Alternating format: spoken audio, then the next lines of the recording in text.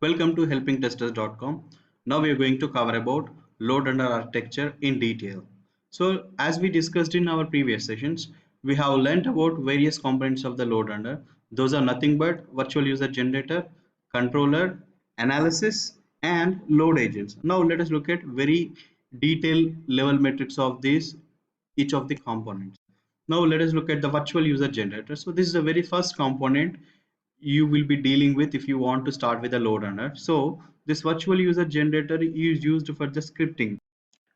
So here scripting nothing but capturing the browser traffic or any other application traffic using the virtual user generator.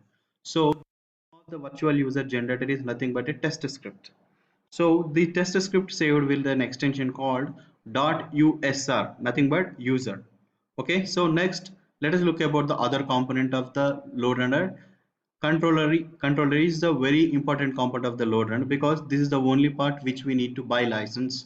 So controller is nothing but a heart of the load runner, or we can say it is a supervisor for the load runner. So controller will take whatever the scripts that we have built in the virtual user generator. So those will be transferred to the controller. It may be one script or multiple scripts. So we can pass all the scripts generated by the virtual user generator and we can give it to the controller. So in controller we do all the settings like how many users that we want to do for each of the script, and also for how long you want to run test. It may be 1 hour test, it may be 30 minutes test, or it may be 8 hours test. So everything will be set by the controller. So controller decides so how long you want to run for how much load you want to run the test. So controller itself cannot do anything. Controller is nothing but a supervisor. So in our offices, so supervisor just will instruct with its subordinates to get his work done. So likewise, controller will take the help of load agents or nothing but load generator. So these load agents are end components which will generate the actual load on the targeted system. So it may be targeted system, maybe your amazon.com, or it may be any application which you want to test. Okay, so here controller will be having all these load agents configured under it.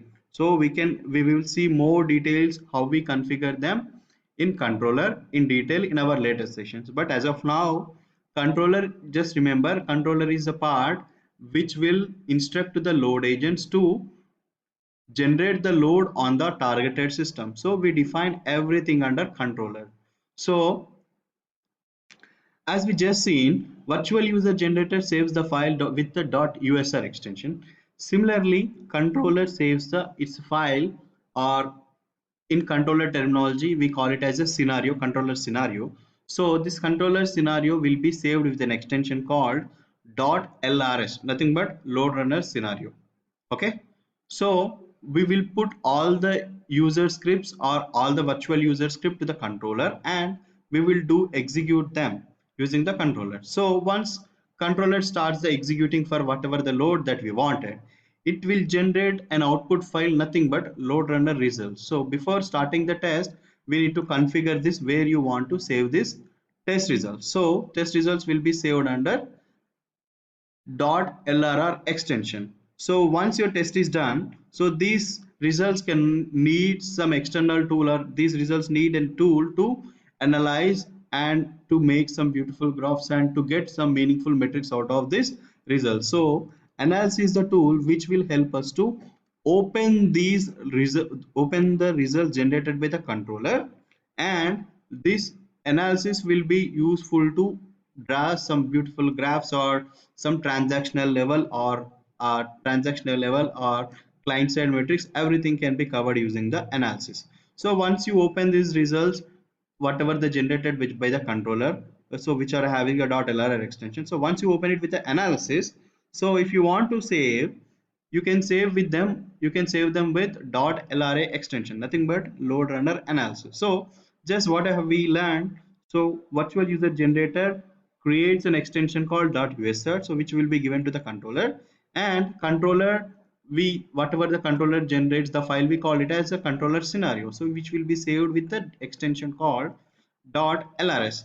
So once you start the test, there is something need to track all the test results, right? So that can be tracked by the dot LRR, nothing but load runner results. So this LRR can be opened by the analysis.